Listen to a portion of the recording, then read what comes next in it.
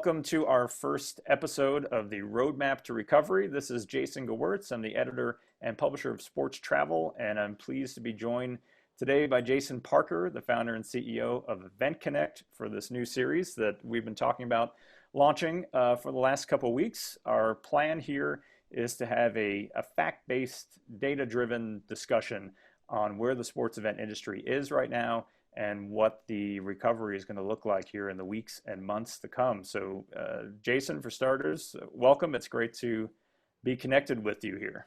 Thanks, Jason. It's good to see you too.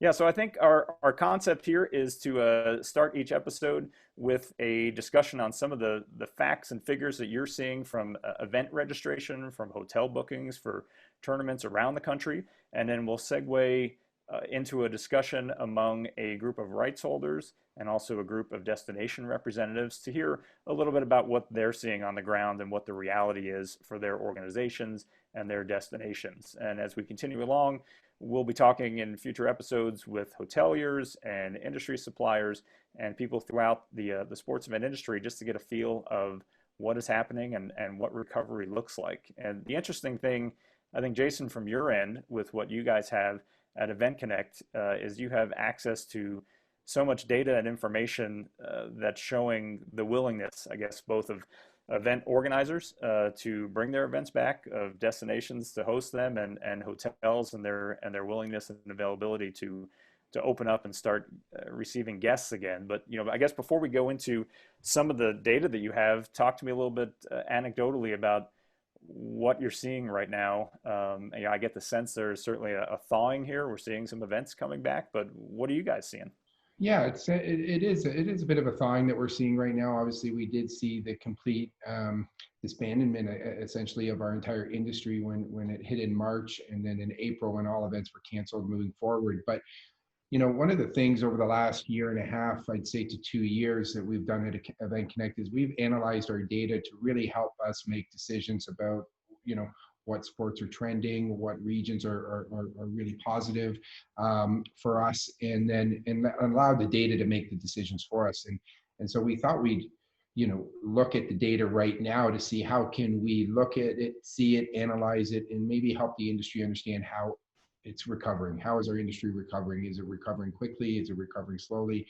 And where do how do those numbers look in comparison to what they were prior to COVID-19 really hitting? So the nice part is with the speculation of maybe not even seeing events come back online until the end of the year or the beginning of next year, we're starting to see something completely different for late summer, which is a really positive sign.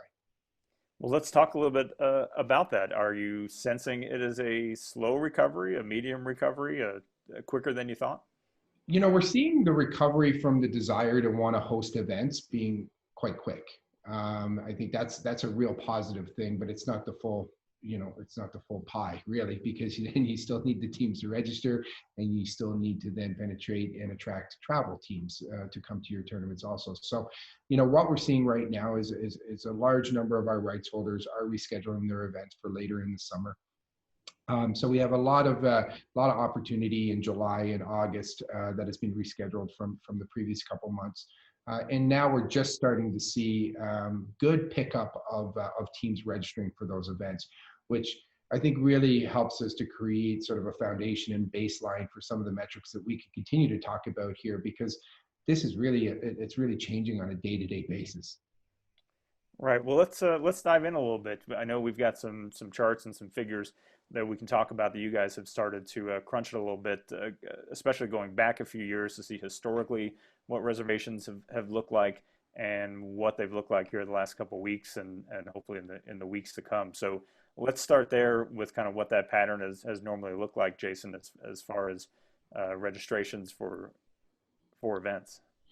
Well, yeah. So registrations, reservations, they would really go hand in hand. And this was, when you look at March, April timeframe, it was quite an active timeframe every year for us with respect to leading into the summer months and summer events. Is you got a lot of your registrations happening in those months. When this hit, and obviously the news of a worldwide pandemic was really broadcasted, and events were forced to essentially cancel with no gatherings. you know, we went down to probably 95%. When we talk about the reservation side of things, which is more on the hotel side, it dropped 90%, 95%. Now, what you're probably wondering, why did we even keep 5 or 10% going when there's no events going? It was just that, believe it or not, there was still a small segment of the population and the tournament goers that were still booking for events into October, Hmm. November time frame that we had already had live for registration. Interesting. And what what have excuse me, what have you seen since then, Jason? I mean, what are the patterns look So, like here? so it's an interesting pattern. So a few things that we noticed. Okay, there's a significant drop. What we have noticed, even in the time frame of the new registrations for events, we always, even in last year, which was a very strong year, we've always seen the average to be somewhere in around the 40 to 45% traveling teams, were the percentage of overall teams that were at any particular event. But that was in our system. Well, that 40% number is still holding true. Now, the volume is extremely lower compared to what it was previously, but we're still seeing the 40% travel, which is something that was shocking to us. We thought that maybe it was only going to be local teams that were going to go to these tournaments. Um, And so clarify that the 40%, these are 40% of overall teams that are traveling are teams that regularly travel to events before all well, of yeah. them. So, for instance, if you had a 100-team tournament, 40 teams of those 100 would be traveling teams. Basically, what we would define as a traveling team would be a team that would be coming from beyond 80 miles, maybe Mhm. 100 miles. So 40% of those teams would be considered traveling. And although we've seen significant drop in volumes, we're still seeing that 40% hold true, which for us internally here, and I think for the overall sports tourism segment, with cities and everyone else that's involved in facilities, that's a real positive sign that we're still seeing that there's a comfort level there enough to want to travel. Right. And I imagine you expect that maybe the distance, the drive distance in particular, may go up here for some of those teams that Yeah, may go a little further than they would otherwise have gone before. that's what we're seeing, and certainly, in some of the discussions that we're having with some of the larger clubs that work within the system, we could be expanding that radius from any particular event up to 500 miles now of what Mhm. teams might travel, and drive and stay in a hotel. Um, but we are still seeing a strong resistance to the air travel to a tournament. Yeah. Um, there doesn't seem to be a lot of interest there, which really more or less impacts some of your topper high-end showcase tournaments that might be, some scouting related opportunities in those events, and people are coming from all over the country. I still think that we're not seeing the kind of participation in those just yet. Yeah, that's going to be interesting to track over the next couple of weeks, I think. Yeah. And let's talk about how far in advance some of these teams are registering for their events. I know you keep tabs of that kind of information as well. Are people are there events for them to be registering for, and are they signing up for Yeah, so we've seen a decline there, probably in the neighborhood of around 25% in terms of the number of days. So they're waiting longer to them? register, and I think it's just that's just I think almost common knowledge that you would think that people might be concerned about new guidelines being put in place into those environments, or that where the event's being hosted, that they can't have gatherings, or if there is a potential outbreak, people are just waiting a little bit longer, Yeah, to book into tournaments. So, but we're still seeing, the general activity happening in and around the 45-day mark that they're still registering. That might have been up as high as 60 days prior. right. And what about when it comes to making their hotel reservations? Are you seeing kind of the same sorts of numbers? Yeah, so the interesting thing about our system is, because for the most part, the events hosted on our system, we do registration and accommodations. So as the two are connected seamlessly, as a travel team registers, they then secure their accommodations in the same workflow.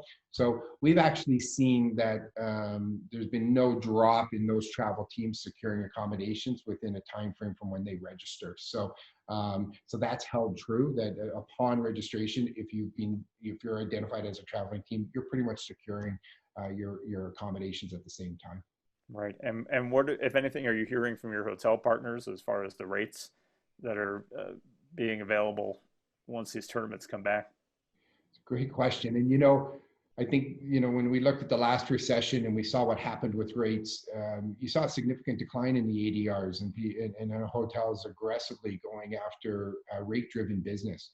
We're not seeing that this time. And I think it has a lot to do with the fact that the hotels are taking on and incurring a lot more expense to put in place cleaning protocols and different processes for how to actually operate the hotel to support, a safe and comfortable environment for their guests.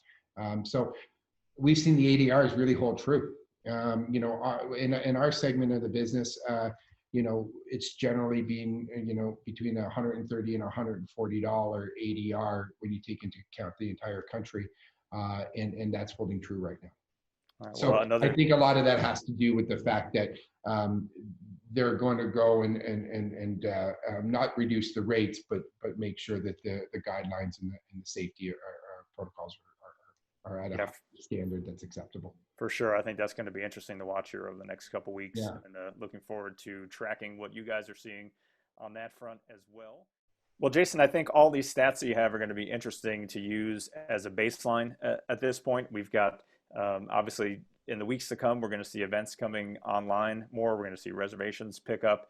And I think everything you have here, we should check in on every couple of weeks or so just to see how things are trending. I imagine that's something that we're able to do with the data that you have.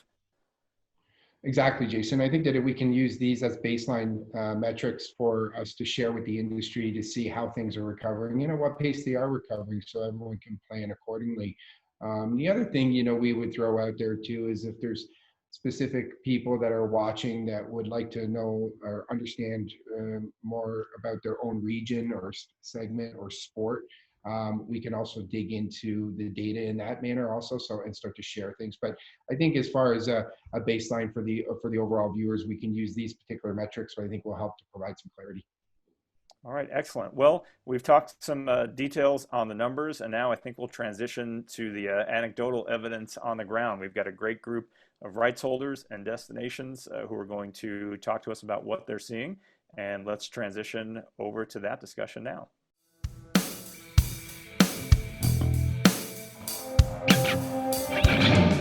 All right, so now we're going to segue into a conversation with two of our city representatives. We are happy to have Kirk Elmquist, who's the Vice President of Sports Development for the Branson, Missouri Convention Visitors Bureau, and Sue Hollenbeck, the Director of Sports Business for the Oklahoma City Convention and Visitors Bureau. Kirk and Sue, welcome to the conversation, and thanks for being with us, both of you.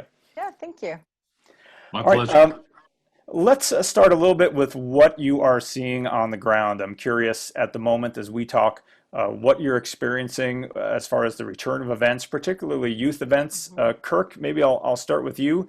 In Branson, I know you're starting to see some evidence of events return. So tell us a little bit about what is happening on the ground there in Branson. I appreciate it, Jason. We had a wonderful youth baseball tournament this weekend for Memorial Day.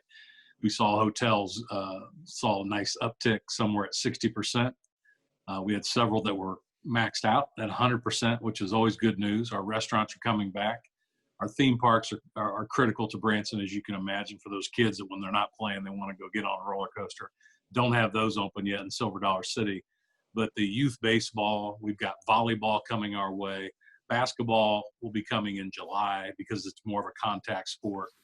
And then we've got a pickleball event, and of course, cornhole and fishing and all those things where you can do a little more spread out is really we're starting to see some heat coming on that. All right, and Sue, what's the situation right now in Oklahoma City? Well, it's funny you said that. We actually had a baseball tournament in this last weekend. It wasn't something that we booked, but it was just there. And then I heard through our partners that they were so excited about seeing these kids in these tournaments around. And a lot of the chatter was Oklahoma was one of the only states that they could start playing in. Obviously, Missouri they can play in as well. And so we've seen that this weekend. Today actually would have been the start of Women's College World Series here in Oklahoma City. So that's weird that I'm not out at the stadium and those kinds of things, and with thousands of people here for that. But we actually have 2 youth softball tournaments that will continue to take place this weekend because it would have been World Series weekend. Now they're not as big as they were, but a lot of them are still coming. I think that's fantastic. A lot of them are within the drive market, so we're going to see that. And then once we get into June, we'll see an uptick in some of these other sports. And then one of the biggest ones is July, is when USA Softball really starts their schedule.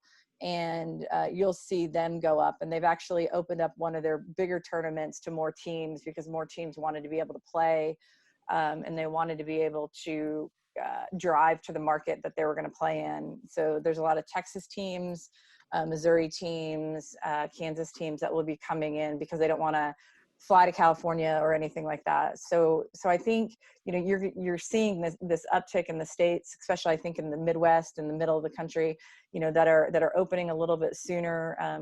Kids want to play, parents want them to play, everybody wants to get out of the house. And so it's time. It's seeing a nice kind of gradual uptick.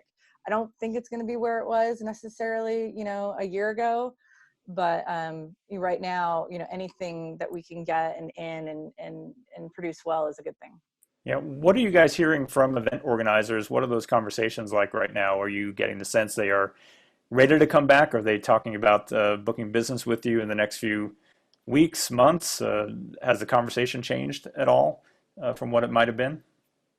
Ours has. We've had it's threefold. Some postponed and moved it later in the year. We had a group that moved, several groups that moved to 2021, and then we have groups that canceled that were early on in this, where it was March or April that they were planning on coming in here. So that's a threefold thing. We had one a program that was supposed to be in 2022 that moved to 2023. Hard to imagine that when you start to look at where we are in sports and how we've got to delay something that long. But the trickle down effect, Jason's been where if like Reno, Nevada was scheduled for an event in 21, they moved to 22. Branson then moved and picked ours up and went to 23. So we're being respectful to all. I think what you put out is what you're going to get back ultimately on how you handle this in the beginning. All right, yeah. Sue. And I would agree with that. We had events that canceled, events that postponed, and events that are trying to figure out a new time, possibly next year. But we're also, we're talking to we're talking to rights holders about something in the fall, moving things over from the spring or to the spring of next year. So there's still people that are talking and wanting to do events, needing to kind of move events from states that maybe have a higher, more cases and deaths and everything like that, trying to figure out maybe a little bit of a safer place. I think one of the big concerns is, even if we get into phase 3, if Oklahoma, Missouri, whoever gets into phase 3 earlier, there's still a lot of people who are worried about what is that PPE going to be for the tournaments and what needs to be provided. So I still think that people are trying to figure out what does that need to be. And that's very different state to state and even city to city as to what do we need to provide to these kids and these parents and these teams, even if you're in a phase 3, or out of it, to make them feel comfortable about coming. And everyone's kind of working towards that. Like, well, what does Oklahoma City need? Or what do you need here? And, we needed to have something like that in Arizona, but you don't need that, where you are. And so it's, everyone's just trying to figure out what they need to do, where they need to do it. Try to be consistent across the board if they're a national event or a national rights holder, and then be, cognizant of their city and state that they're having an event in. Stu, and when you talk to rights holders, are you now explaining to them clearly what the guidelines are within Oklahoma City if they're going to come there? And are you helping them through some of the, implementation of those guidelines to make sure? We're trying. We're going to be in phase 3 really pretty quickly. Okay. And so a lot of those things don't necessarily you don't have to do in Oklahoma. But I think as you move through, I think in general, one of the things that's going to change is you're going to see a lot more hand sanitizer at every event, a lot more hand washing stations at every event. You're going to see, you know, a different kind of hydration model with water and drinks and everything. Ice is going to be maybe a little bit different. But yeah, we're really trying to say, okay, this is what we can do. This is what we can't do. We did have one of the softball tournaments. The city of Oklahoma City wasn't necessarily ready to have softball players on one of their, on the city owned fields. And so we moved them to another field because the city wasn't necessarily ready, but some of these other fields were. And so, you know, we're definitely talking about that. We were talking to one client about coming in for a site visit for something that could happen in the fall. And, you know, they were like, well, we're in New York. Can we come in without having to quarantine for 14 days? And we're like, yes, you don't have to quarantine for 14 days in Oklahoma if you're coming from New York. So yes, I mean, that comes up every single conversation, you know, that we're having these days. Kirk, what about you? Are you experiencing something similar? We are. We're not far off being so neighborly here with Oklahoma. We've got similar leadership in state government. We've got similar teams that travel state to state from our cities. We probably share a lot of common teams. One of our things is we want to create trust and safety and consistency. And I like it because 1950s, you were washing your hands before dinner, you sat down together, you know, and I'm trying to go a little bit old school with my family and my businesses, because I think when you talk about cleanliness, you're talking about a whole different standard of life. You're talking about let's hold each other accountable. So we do perpetuate a generation, or we have respect if someone is ill or has a lung issue. And I'd say it's been a cleansing and a wake up call for, I think, all of us. There's a conscientiousness to cleanliness, and things are going to happen. You know, this isn't all new. We've had pandemics, but I think any of us in our age category, it's the first one we've lived through or run through, but I believe there's an awakening that's happening and a cleansing that's happening when it comes to businesses and how we conduct ourselves with cleanliness. And we want to share that with anybody that visits our community and let them know that our restaurants, our hotels, our theme parks are in a standard of trust where you can come to Branson and you can feel like everybody's putting up these good standards with whatever is needed for criteria. And I think it's been a good thing. Sue mentioned the concept earlier of drive time. I wanted to ask you about that because we're hearing a lot of this notion of drive time market looking different here in the next couple months at least, or certainly expanding. Sue, maybe expand a little bit on that, what a typical drive time market might be for you guys and what you're thinking it might be moving forward. Yeah, I think, you know, that's a really interesting question because it's really changed a lot in the last, you know, 4 months or so. 3 or 4 months ago, I would have said the drive market for Oklahoma City is between 5 and 6 hours. So that's about Austin, a little bit north of Kansas City, those kinds of things where, you know, that's kind of your radius of coming through. And we sit on the crossroads. We sit on the crossroads of I-35, I-44, and I-40. So we're a great drive market. It's real easy to get in and out of Oklahoma City. But I think now what's happening is that radius has become bigger. People are willing to drive a little bit further, a little bit longer, to get to these tournaments and states that they can get to earlier. I think a lot of them are just like, again, we want to get out of the house. And if we have to drive 10 or 12 hours, that's okay. We're 12 hours from Denver. You know, I don't think I've done that drive before. Like it's really, at some point it's a little boring, but I mean, I have too. Yeah, it's not, you know, half of it's great, half of it's boring. But I think people are willing to do that right now because, you know, airplanes and they're a little bit nervous and those kinds of things. So I think that for us being right smack dab in the middle of the country, we really kind of doubled our drive market between, you know, 5 and 6 to probably 10 to 12 hours. And again, that goes all the way to Colorado, to Denver, Memphis, you know, South Texas. So it's a big deal. I think that's going to be a lot of people is they're going to see that bubble grow for drive market. Kirk, what do you think? Something similar for you guys? Absolutely. Ditto. We are middle of the country. Airports are, I think what it's done is given us choice. If you've been with your family and you want to get out of your home, but still take that wonderful family, the bond that's happened over the last 60, 70, 90 days. let's get in the truck and drive 8, 9, 10 hours. Mhm. You know, St. Louis, Tulsa, Kansas City, Jefferson City, Northwest Arkansas are all big feeders for us. Oklahoma City, Dallas, 4.5 hours to Oklahoma City, 6 hours to North Dallas. You know, we had 14 states that drove in here for the cornhole tournament this weekend and 250 people. And that the largest or the furthest away was a 15-hour drive. And they just like to drive, and they had a beautiful Mercedes, so I get it. So when you look at that situation, some people who enjoy driving 8, 10, 12 hours isn't a big deal to them. And I think, you're dead right, Sue. We've expanded our feeder market. Chicago, 8, 9, 10, 12 hours away for us. We'll grab some teams coming, that far north. Yeah. And I think they'll end up spending a little bit more time in your city too, wherever that may be. I think, for Branson, they're built for tourism. That's what the whole town is. And so, but I even, think here or, other places, because people have been locked up for so long that they're going to come in maybe a couple days early because it is a longer drive, or stay a couple days later and want to see the things that they want to see, or just get out of their own, their own bubble and see something different and be a part of something different for a while. So I think you may start seeing a little bit, the stays may be a little bit longer. Especially if there's other kids, little sisters, big brothers, or somebody else that goes with them and make, we've always talked about how sporting events and specifically youth sporting events can be a vacation for the family. And I think that's going to grow even more in the next couple of months until, people have to go back to school, that this is their opportunity to do that. It's a want and a need at the same time.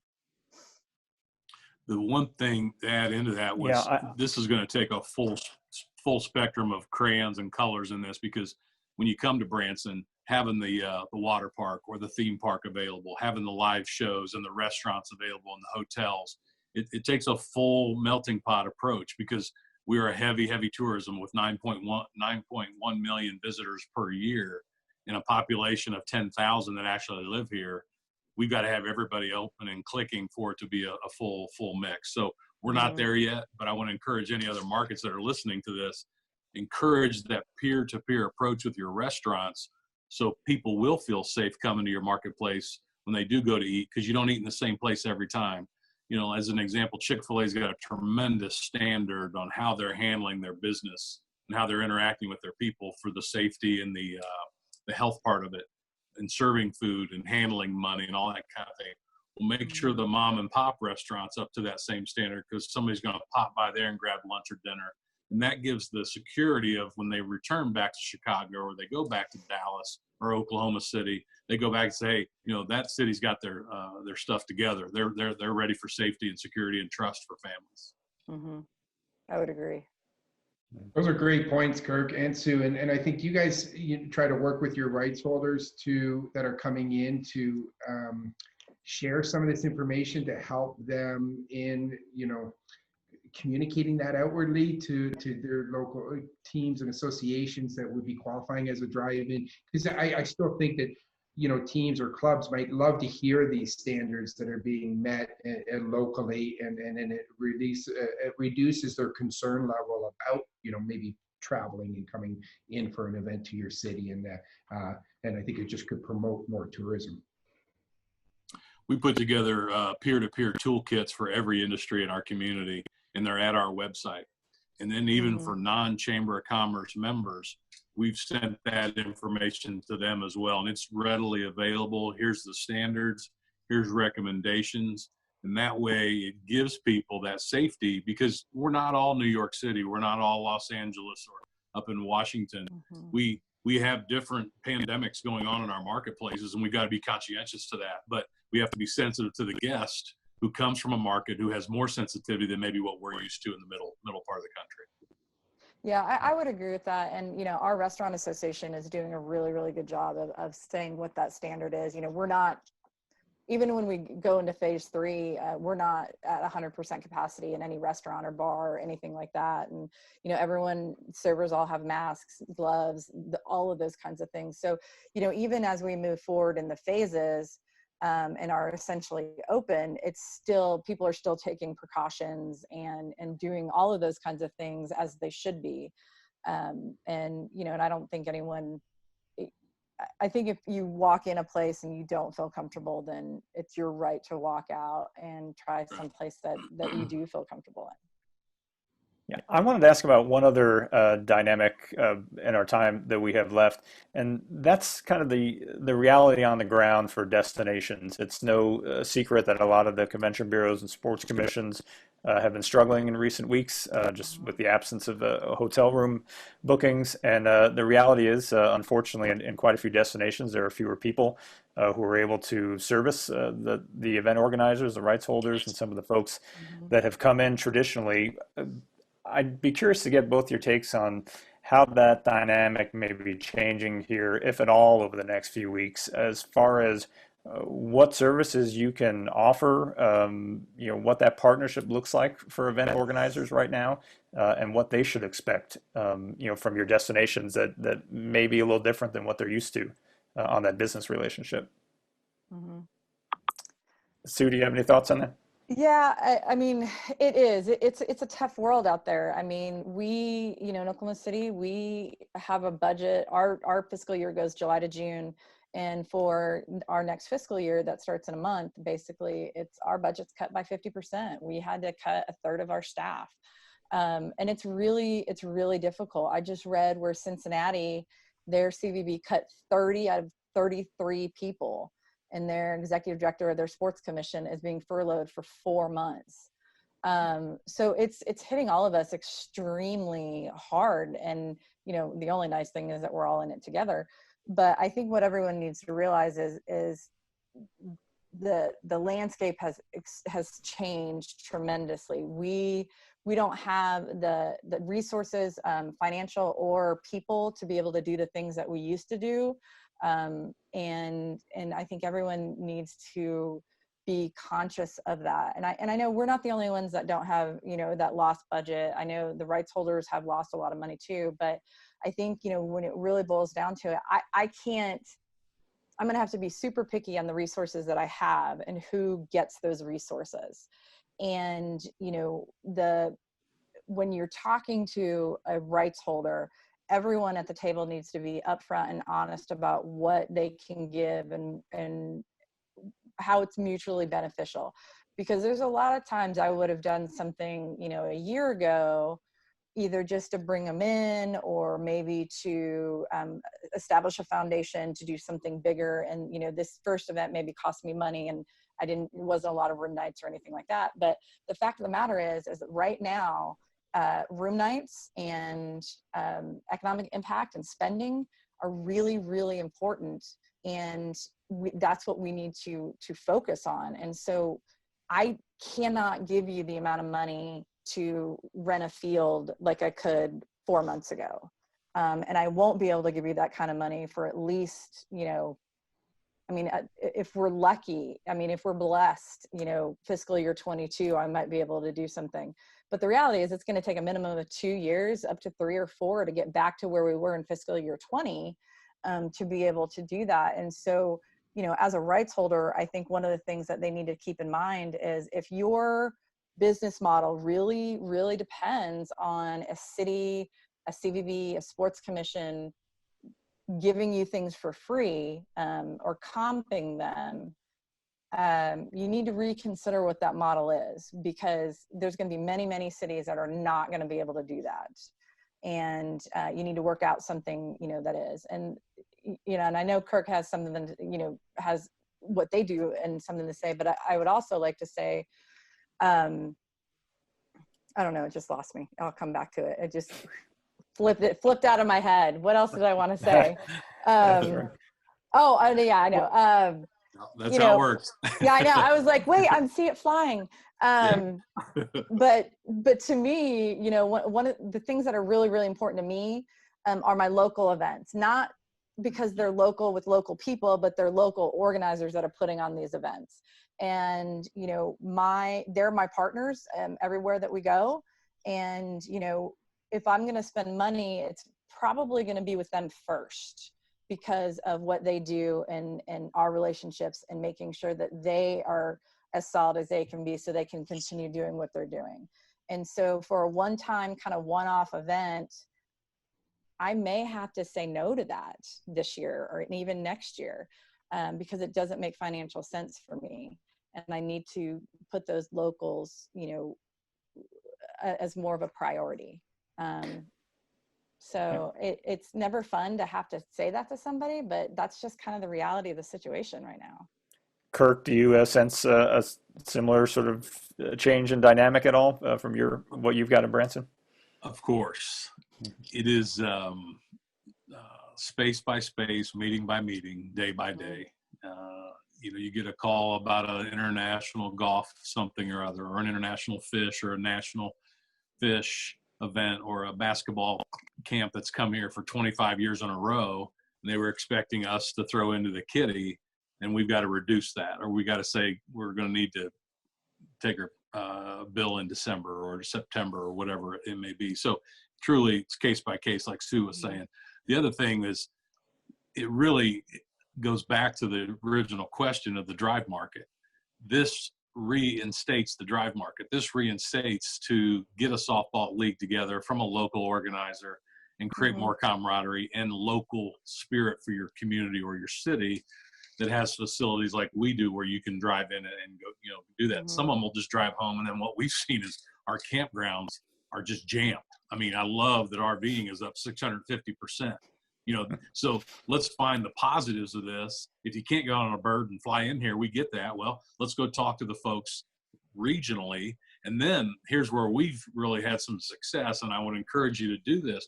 We have gone out and created sponsorships from local businesses who are also going to benefit from bringing 2, 3, 4, 5,000 people, 2, 3, 4, 500 people into a market, and they're backing it. And maybe you're picking up a bank, you're picking up a restaurant, you're picking up a big box store that's done pretty well during these markets, or find an industry that's had financial gain or success or sustainability in the past 75 days and see if they'll partner with you. Because what we found is that if they've got something that they can take back to their market, like a national brand, it really doesn't matter where that brand spends that money if those people can use that in the market from which they came. So we've opened up that sponsorship window, and that's been very helpful to us. We've also, fishing has been a big one. We got a great lake here in Table Rock Lake, one of the top bass fishing markets in the country. And then golf. Golf has been a big thing. Smaller groups and concierge type golf outings.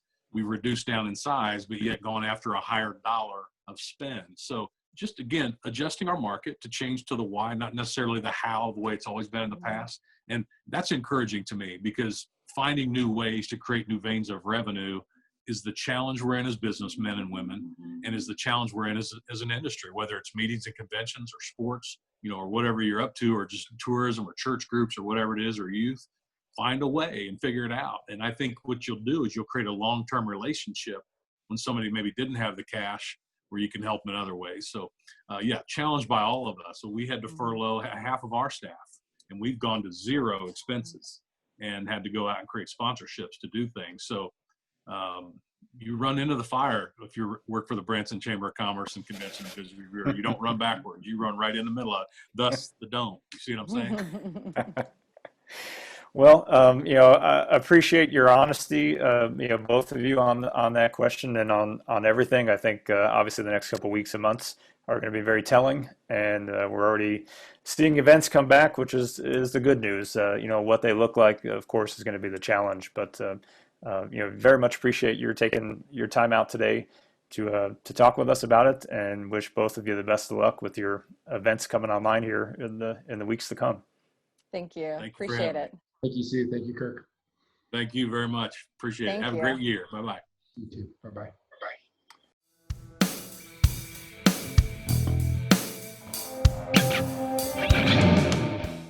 All right, now we will be talking with two event organizers, people responsible for events around the country at two completely different levels. We're excited to have with us Skip Gilbert, the CEO of U.S. Youth Soccer, and Lynn Van Landingham, the owner of Five Tool Baseball, which organizes showcase baseball events around the country. Lynn, Skip, thanks for being with us. Welcome to the conversation.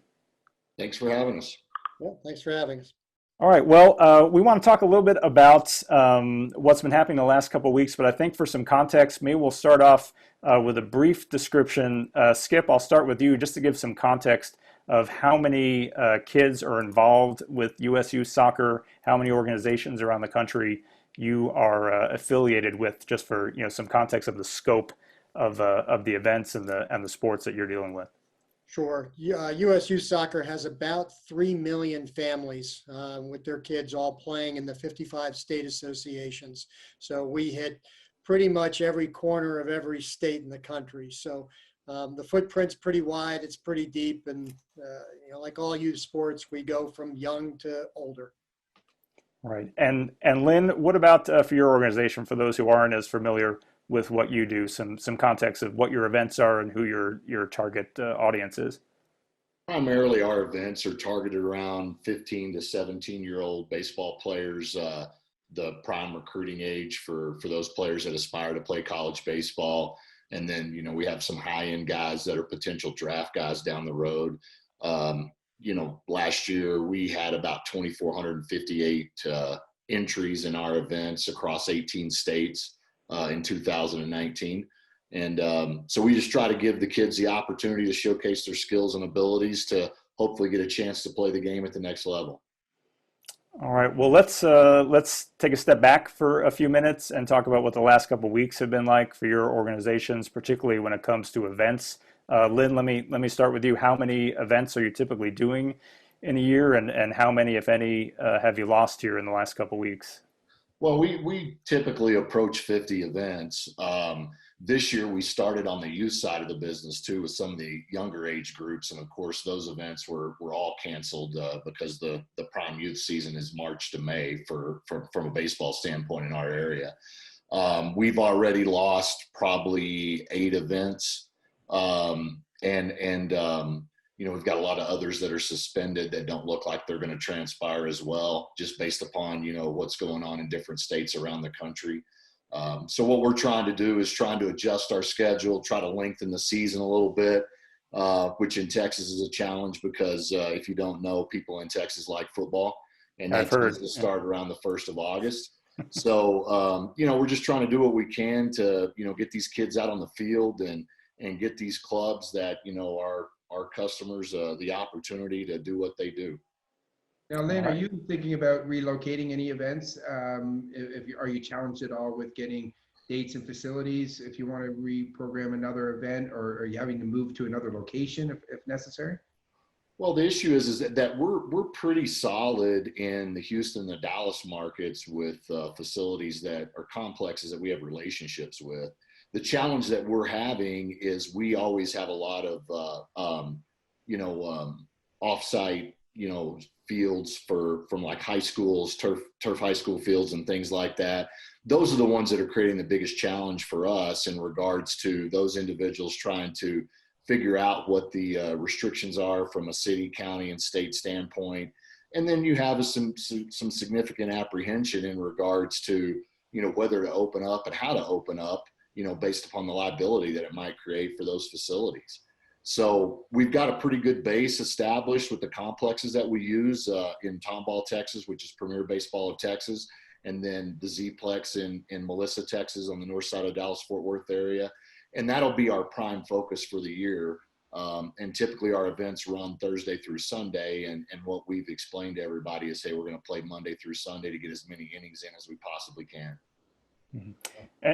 And Skip, what about for you guys? You not only are affiliated with organizations around the country that have events, but you organize events as well. I believe you had to cancel your national championships this year. Talk a little bit from your perspective on the event side, what the last couple of weeks have been like.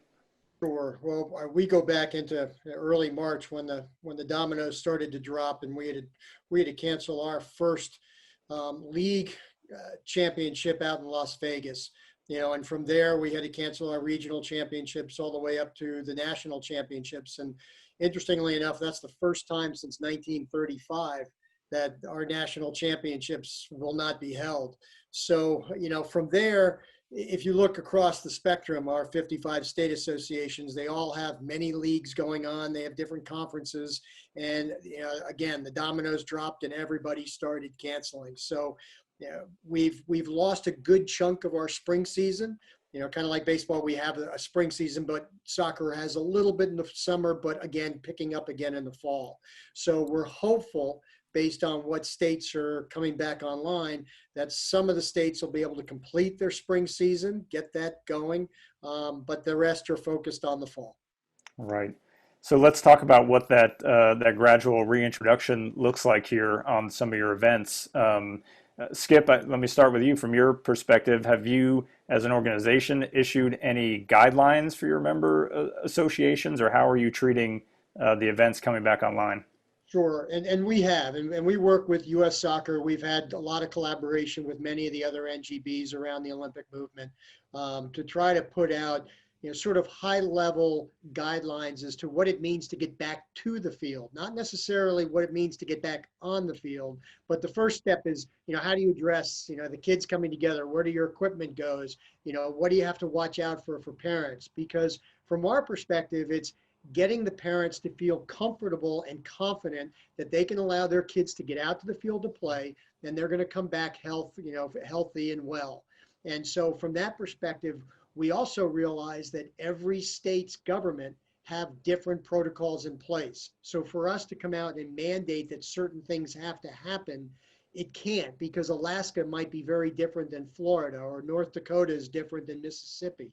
So we have to be able to package our guidelines in a generic form and then rely on each of our state associations to understand the logistics of their local jurisdictions to be able to say, okay, here's what the government and the health department in our state is saying. Yeah.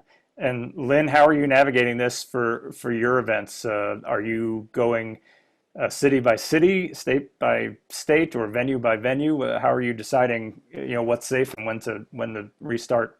Yeah, what we're doing is we're collaborating with the facilities that we use and making sure that we're following their protocol.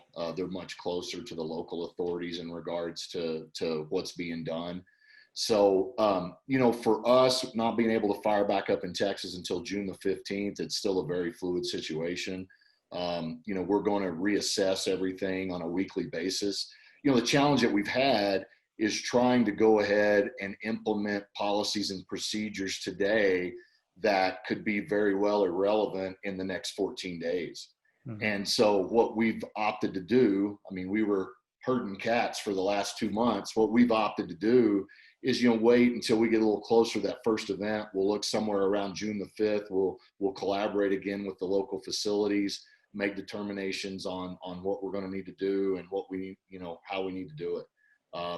Listen, we're in a conservative state, and opinions are across the board. And, we've got 20% extreme one way, 20% extreme the other way, and we've got 60% in the middle. And we're trying to do what we can to appease everybody. And I think what's important through this whole thing is that, we maintain a healthy respect for everyone's perspective. My feelings on this are much different than a lot of other people's feelings. I have had a couple of family members that have come down with the virus. So I've got a little different perspective than most.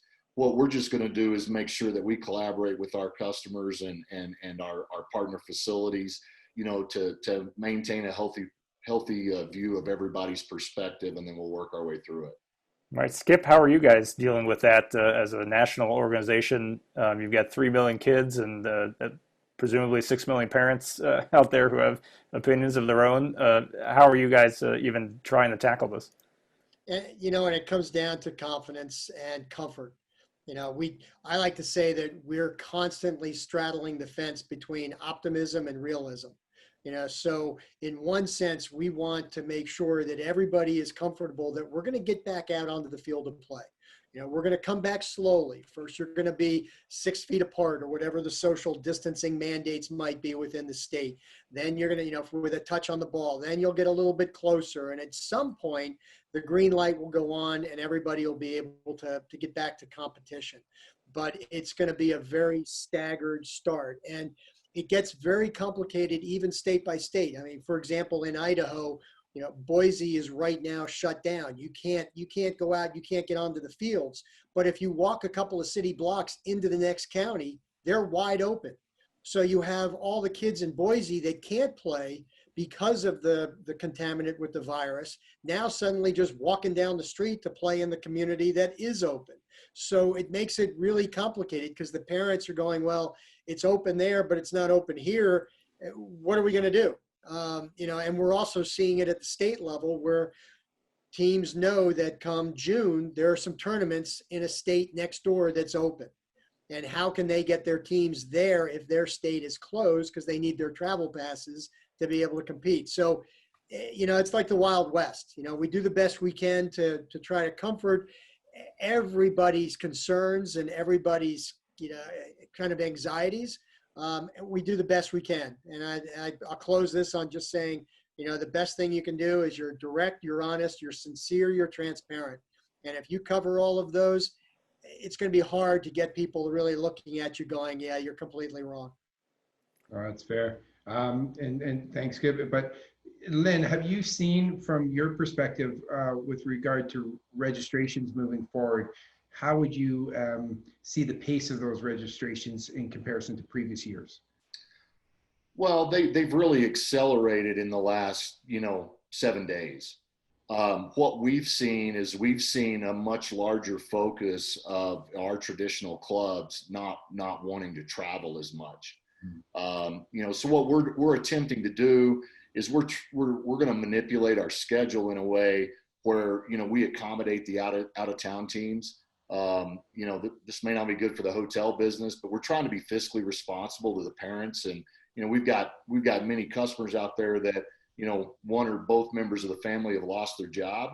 And so, what we're trying to do is stack the scheduling where in a 4-game event, we bring a team in on Friday and they get 2 games Friday, 2 games Saturday, and then they're out.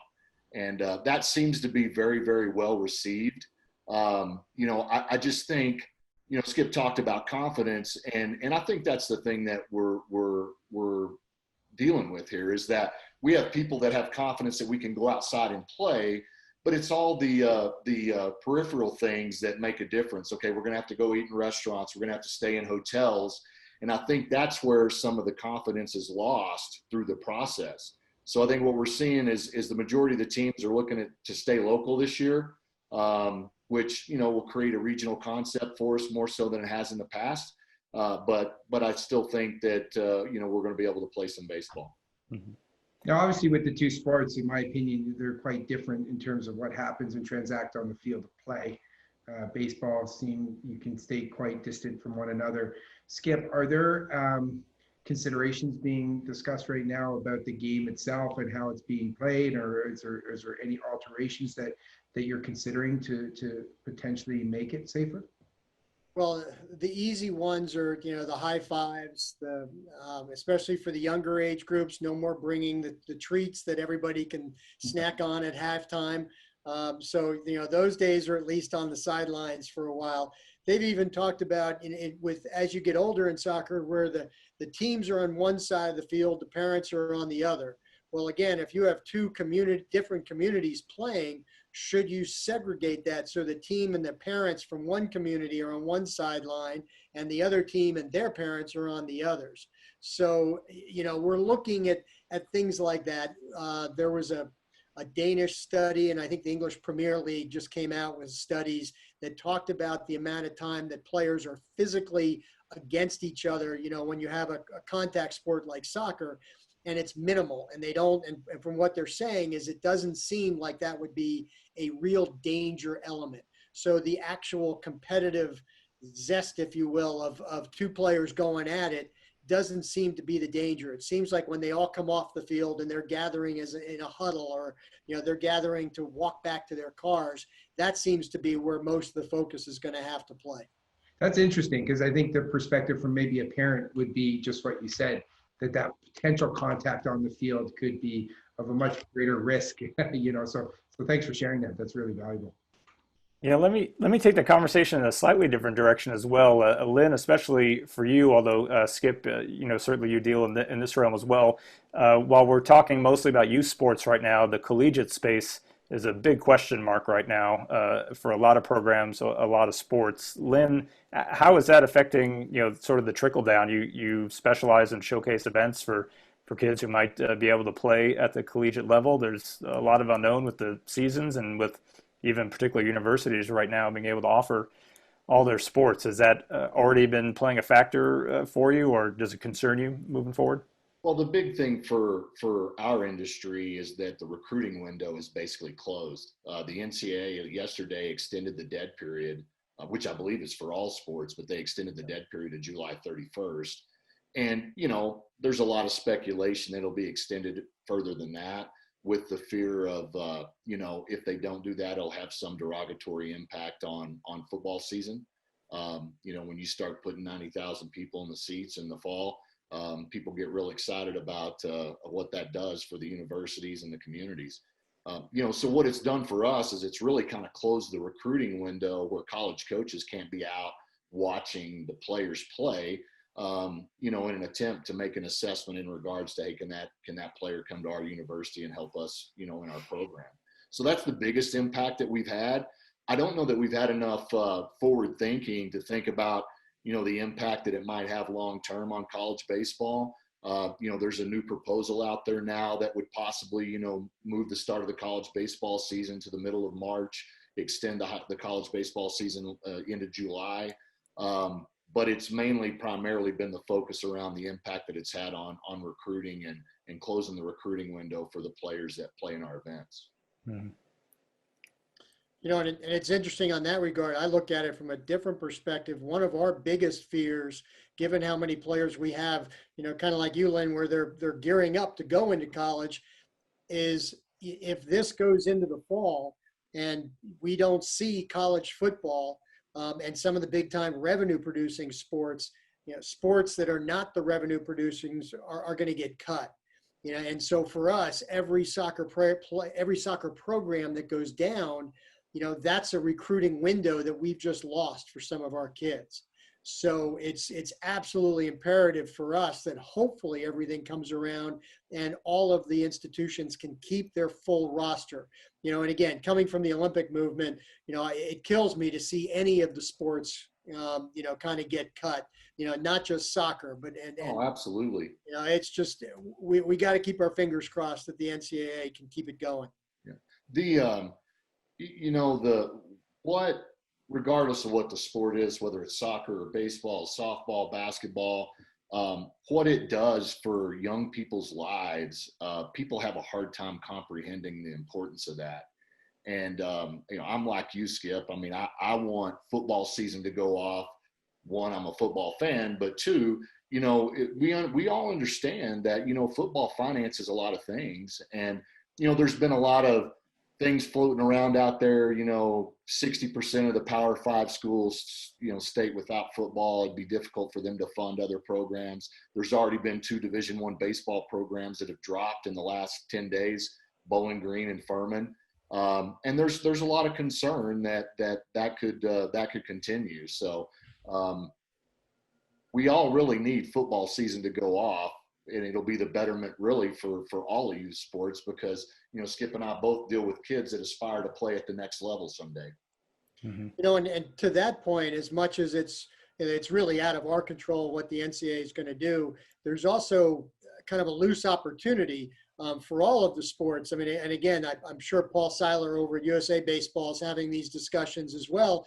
Is this a great opportunity for club sports to be able to really take hold, knowing that if all of a sudden, what the 2 sports in baseball that just went in, soccer, University of Cincinnati and Appalachian State just cut the soccer programs, but can some of these colleges now really elevate their club programs to, again, maybe not get the top tier kids playing, but the kids that just want to play because they love it and they want to have fun and they want to keep that passion going through college. And that might be an opportunity that, is one of those good silver linings that comes out of all of this. Right. Yeah. Well, let me close on this. Both of you, I know, are obviously advocates of youth sports, and Skip, at your various stops in particular of your career, I know this has been a passion point for you as well. But why don't we close here just by talking a little bit about how important it is, for some of this infrastructure just to get back in in place here in the coming weeks and months, just for the sake of the activity that sports provides youth and their families as well. And I've been saying it for the last couple of weeks is that, you know, everybody thinks soccer, you think wins and losses. And we kind of have to put that on the back burner for now. And we're focused on helping communities come back together through soccer.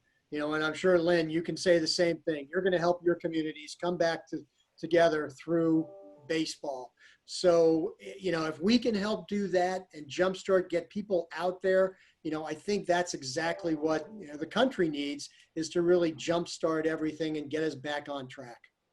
Yeah, and I would agree with that. I mean, this is, you know, we're all in uncharted waters and unprecedented times. And, you know, we are such social creatures. You know, we need to find a way to have the interaction of these young men and women, you know, out on the field again, and their families out there watching them.